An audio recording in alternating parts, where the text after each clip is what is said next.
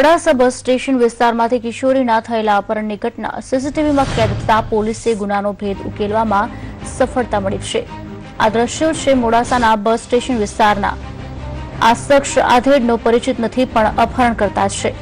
આધેડ પોતાની 12 વર્ષીય ભાણેજને ચાંદરેજ ગામે મૂકવા નીકળ્યા છે, ત્યારે જ અપહરણ કરતા પોતે પણ ચાંદરેજનો હોવાનું કહીને આધેડને વિશ્વાસમાં લે છે।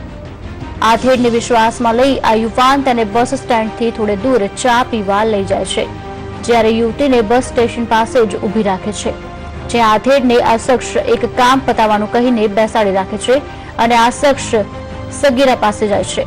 કિશોરીએ દાદાને કહ્યું કે ધનસુરા સુધી ચાલે તેમ કહી લલચાવી ફૂસલાવીને ભગાડી જાય છે।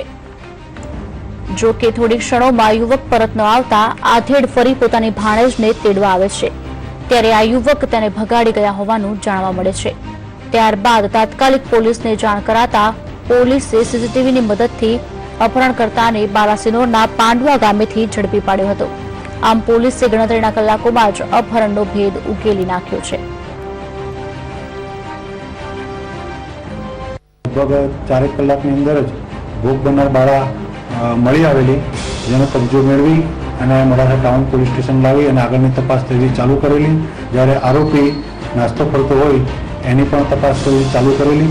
જે આરોપી મોડી રાત્રે મળી આવતા મોડાસા ટાઉન પોલીસ સ્ટેશન લાવવામાં આવેલો છે અને આરોપીને અટક કરી અને એની આગળની કાર્યવાહી ચાલુ કરેલી